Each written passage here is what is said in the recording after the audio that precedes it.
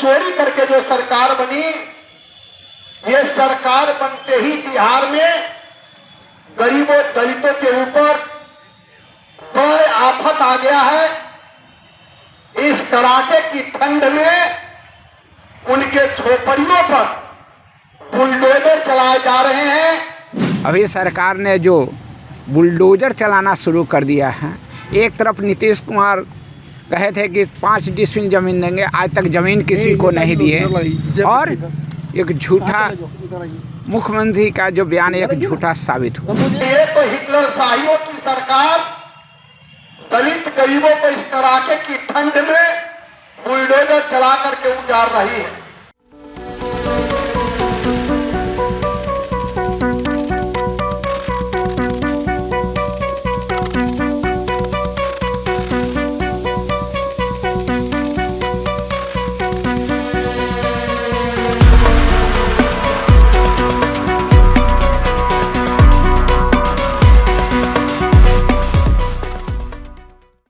मनरेगा के स्थान पर लाए जा रहे कथित जी राम जी बिल के विरोध में विपक्ष के साथ साथ विभिन्न संगठनों का आंदोलन तेज हो गया है।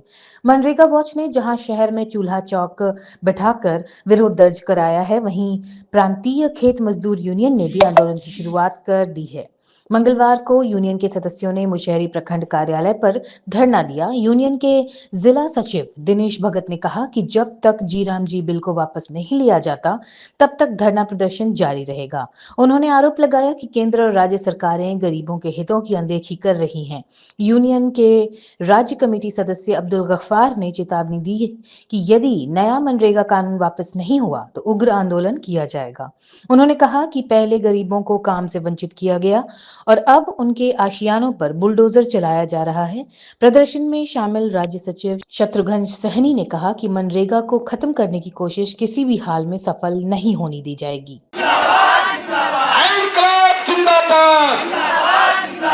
मजदूर संगठन जिंदाबाद, मजदूर विरोधी 4 श्रम क्रांति योजना को लाई गई, जो मजदूरों से काम छीनने वाली योजना है।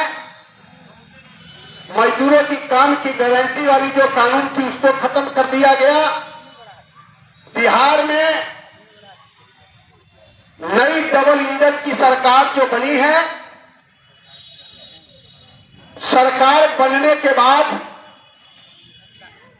ठगी करके जो सरकार बनी, मजदूरों की वोट को चोरी करके जो सरकार बनी, ये सरकार बनते ही बिहार में गरीबों दलितों के ऊपर बड़े आफत आ गया है।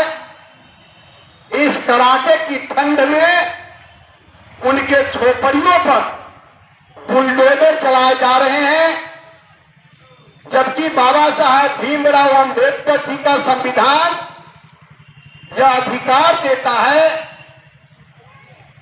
कि बगैर वैकल्पिक व्यवस्था किए जब तक आप दूसरे जगह लोगों को बसाते नहीं, तब तक आप उसको नहीं हटा सकते। लेकिन ये तो हिटलर शाहियों की सरकार दलित गरीबों को इस कड़ाके की ठंड में बुलडोजर चला करके उजाड़ रही है। आपने देखा कि बिहार के अंदर बड़े पैमाने पर जहां 50 वर्ष से लोग बसे हुए हैं, वो मठ की जमीन हो, मंदिर की जमीन हो, बिहार सरकार की जमीन हो, सीलिंग की जमीन हो, गैर मेजतवा जमीन हो, पहले मालिक जमींदार अपने खेत में रैयत को बसाया करते थे। पहले बंधुआ मजदूरी प्रथा थी। हाँ बोलो। वो बसाते इसलिए थे कि मजदूर अगर रहेगा तो हमारे यहाँ बेगारी का काम करेगा। और उस समय 1948 में आजादी के बाद 1948 में कानून बनी थी। वह कानून था पीपीएच। 1948 में कानून बनी थी कि सभी को वास्तु जमीन का पर्चा दिए जाएंगे। 13 डिसमिल देने का प्रावधान था। लेकिन यह सरकार धीरे धीरे खत्म करते करते नीतीश सरकार 5 डिसमिल पर ले आया और 5 डिसमिल से भी 3 डिसमिल पर लाया गया। लेकिन यह सरकार अब बुलडोजर बाबा के रूप में चर्चित है। इस संदर्भ में हमारे सभी साथी लोग यहाँ पहुंचे हैं, अपनी बात को रखेंगे। हम एक संक्षिप्त आप लोगों के बीच यह जानकारी दे देना चाह रहे थे कि अभी जो पूरे बिहार में जो सरकार चल रही है, ये गरीबों की सरकार नहीं है, ये दलितों की सरकार नहीं है, ये मेहनतकशों की सरकार नहीं है, ये अकलियतों की सरकार नहीं है। यह सरकार अंबानी और अडानी की सरकार है। अंबानी और अडानी के लिए सस्ते मजदूर बहाल हो, अंबानी अडानी के लिए काम की घंटा बढ़े, मजदूर अपनी मजदूरी ना मांगे, इस तरह के प्रावधान कहिए कि मोदी जी ला रहे हैं। पूरे बिहार में 2 वामपंथी से संबंधित खेत मजदूर यूनियनों का 2 दिवसीय धरना चल रही है, 5 और 6। आज उसी के सिलसिले में हम मुसहरी प्रखंड के सामने प्रखंड विकास पदाधिकारी और अंचला पदाधिकारी के सामने हम लोग 3 वामपंथियों के संगठन के वामपंथी से संबंधित खेत मजदूरों के संगठन की ओर से जो धरना दे रहे हैं। अभी सरकार ने जो बुलडोजर चलाना शुरू कर दिया है, एक तरफ नीतीश कुमार कहे थे कि 5 डिसमिल ज़मीन देंगे, आज तक ज़मीन किसी को नहीं दिए, और एक झूठा मुख्यमंत्री का जो बयान एक झूठा साबित हुआ। और सम्राट चौधरी गृह मंत्री बनने के बाद तमाम गरीब के लोगों को आज बुलडोजर चलाकर घर उजाड़ रहे हैं, देने के बजाय उजाड़ रहे हैं। अब वह कह रहे हैं सरकारी ज़मीन पर जो भी हो उसको मुक्त किया जाए। अरे सरकारी ज़मीन पर एक तरफ आप बसाने की बात कर रहे हो, तो यह कहाँ से ज़मीन लाओगे? या तो सरकारी ज़मीन पर न बसाओगे, या न खरीदोगे तो कौन 60 हज़ार में कौन ज़मीन दे देगा आज बसने के लिए?